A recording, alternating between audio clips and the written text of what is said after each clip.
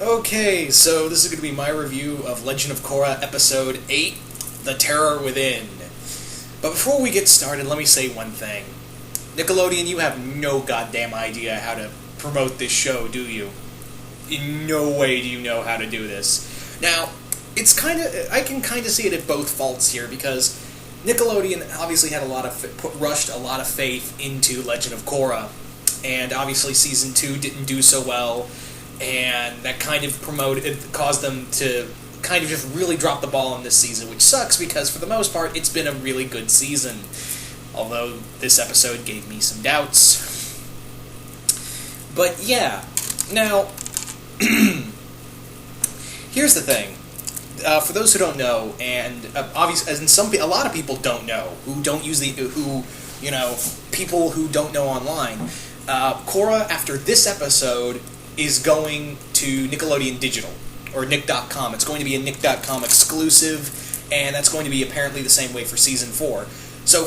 And here's the thing, they didn't even say that at all. They said that online. They never said it on, I thought after the end of this episode they'd be like, follow the adventures of Legend of Korra on Nick.com, which is weird.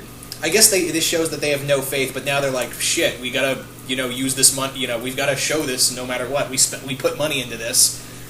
I'd imagine they put a lot of money into this.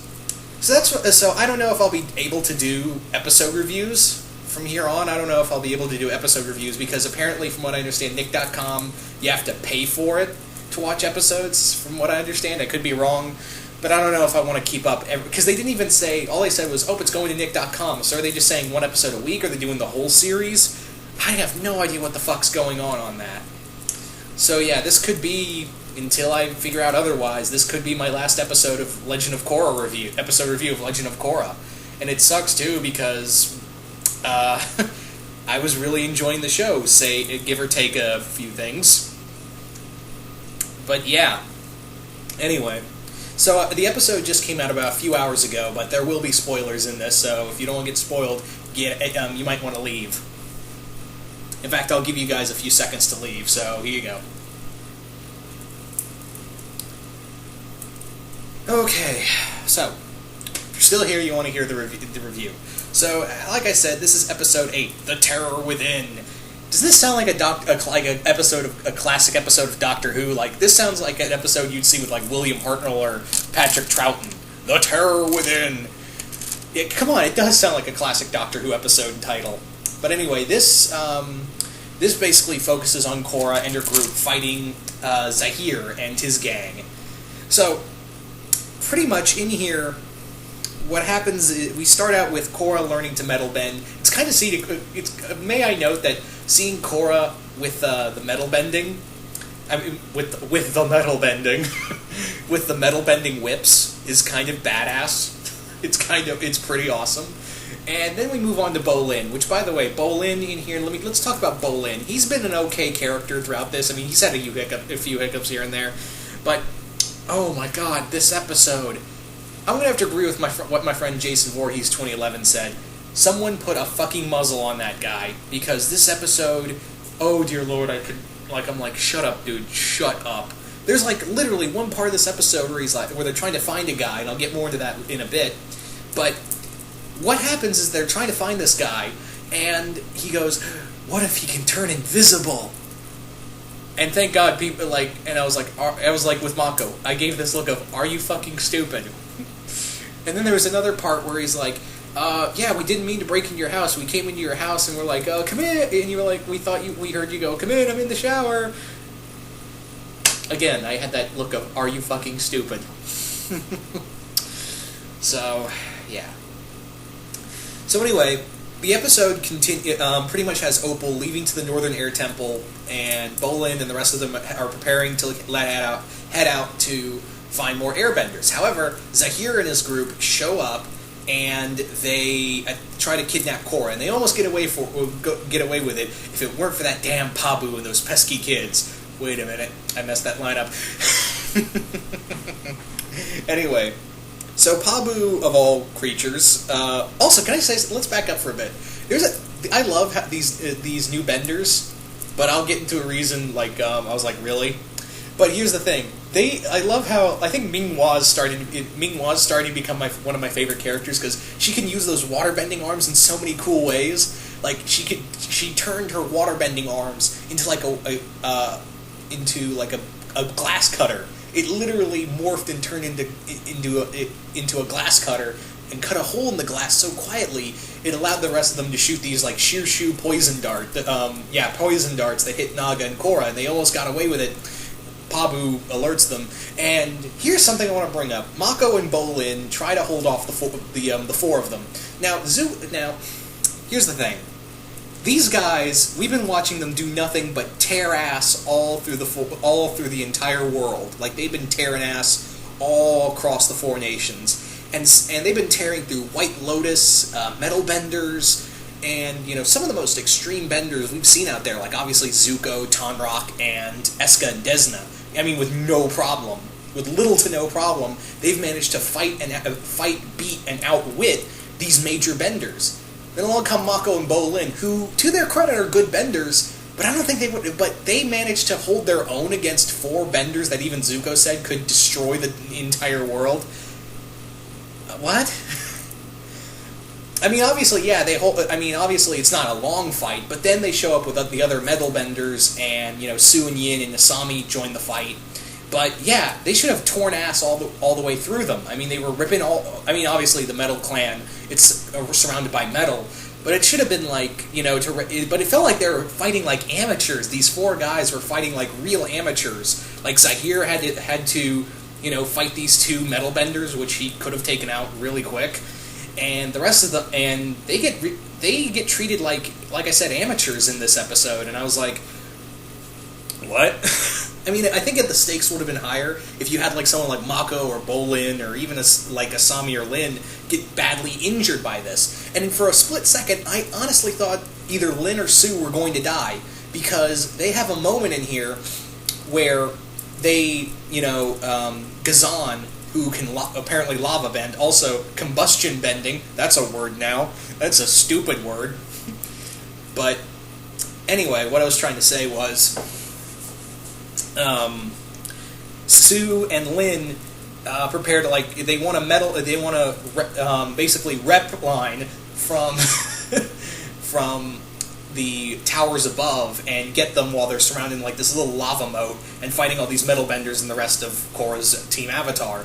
So they try to go down, and meanwhile they know that obviously Pali, the combustion bender, which still sounds dumb, but they know if she sees them, she's going to shoot them out of the sky, and they tell Bolin, of all people, to take a shot and hit her and stun her. You can temporarily block her abilities if you hit her in that little mark, kind of like with the Combustion Man.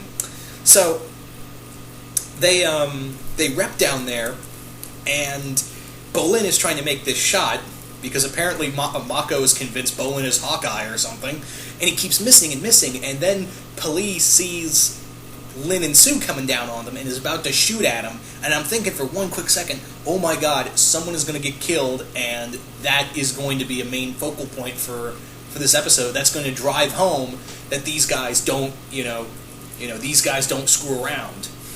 But no, Bolin gets her, backfires, and Zahir's like, next time, Korra, next time, and they all escape. And then, for the rest of the episode, it's them trying to find this traitor, who, by the way, spoilers, it's like Ai Wei. It is not even funny how I figured, and it was sad, too, that I figured it out that quick. Like, when Korra wakes up, she's like, one of the guards must have been, it had to be one of the guards who tricked them into, helping them.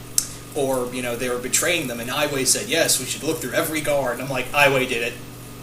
Ai Wei did it. It's not even funny how, like, they made it too obvious. I mean, with Varric, to the writer's credit, Varric, you had to think on it. Like, there's that OMFG moment when you find out in Season 2, when Varric was the one who has been, doing this long-term kind of warmongering move against, and try to get Asami's company. And he won. He won Asami's company. He would have gotten away with it if the president kidnapping thing worked. But, anyway, But yeah, it wasn't even funny how fast I figured out that it was Aiwei. Like, it was just, boom, Aiwei had to be the one who did it. Because it makes sense, too. The guy he's the only guy who can keep secrets. He's the guy who can, he's the truth seer. No one's gonna, suspect him. So, yeah. Anyway, so, and here's the sad thing. It plays out exactly how Mako got set up in Season 2. Oh, they find this one guy who claims he didn't do it, but then they find some evidence in his room that proves otherwise. I'm like, this is too easy, and obviously I think you're meant to know that it's too easy. But thank God. And here's something I thought I'd never say: Mako plays smart for once. He detects real quick that hey, something's up, and Varric's the one who figures it all out. Varric's the one that puts it all together. I'm like, yay, Varric! So. Anyway, long story short, yeah, Aiwei did it, and also let me bring up another thing real quick, and this also really annoyed me, was that during the whole the manhunt for one of the guards who did it, we discover that Lin goes apeshit on Sue, saying that you must have been the one who did it, you may have had a hand in this, and I'm like, really? We just had a few episodes. We just had not even 3 episodes ago, 2 episodes ago, where you guys finally, came to terms with that. You guys finally figured out that you guys were good siblings together. And I know, and I understand. Yeah, it's all, they're on good terms now after so many years, but that can easily break down. But I'm like, really, you're gonna go that quick to, blaming your sister again? Really? But, yeah. Also, I do, on the other hand, though, I do kind of suspect Sue of she may be up to something. But then again, it may be a false lead. But anyway. So, yeah, Aiwei did it. Aiwei's the traitor. Big shocker. And, and then we get this. Korra goes back to being the Korra we all know and hate. Korra then, says that, we can track down Aiwei, and then we'll find Zahir and his gang, and then we'll take them all on. And Lin, thinking logically here, says, no, we've got to they want you. They want to, that's their plan. They want to catch you. We have to get you back to Republic City, somewhere where you're safe. And Korra says, no, I'm the Avatar. I can beat them. I'm like, God damn it, Korra, we were supposed to be past this 2 seasons ago.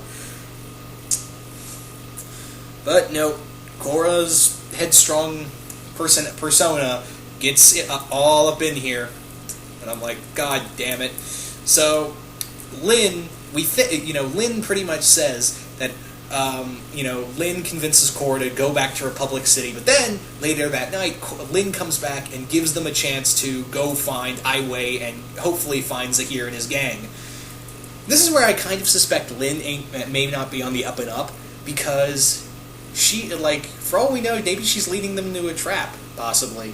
But then again, she has claimed she's changed, but who knows? I don't know. Maybe it's not we don't know how many. Obviously, there's a few more episodes out that we will only have to see online. Thanks, Nick. Thanks, Nickelodeon. But yeah, the action's pretty good. There are some good points in here. Varric is awesome. There's some great jokes in there. Bolin needs to shut the fuck up, or just die. I'm inclined to either or.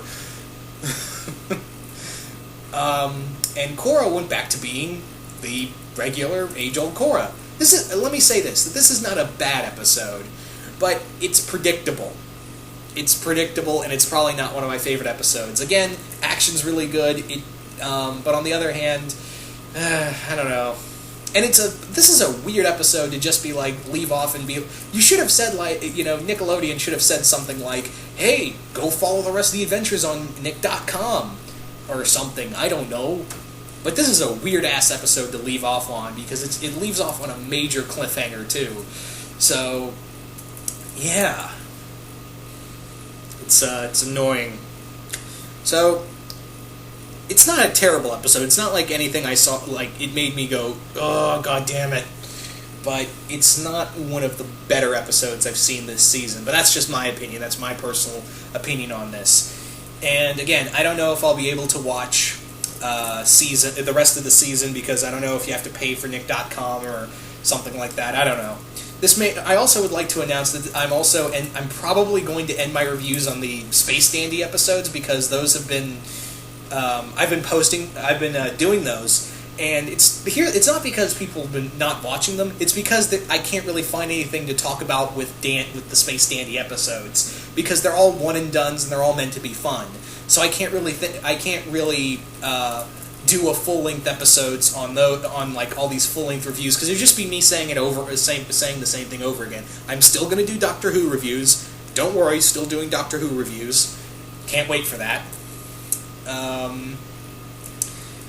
I might also cancel my reviews on The Strain. That's a possibility. But yeah, I don't know. That's up in the air. But anyway, once again, hope you guys enjoyed this review, and I'm out.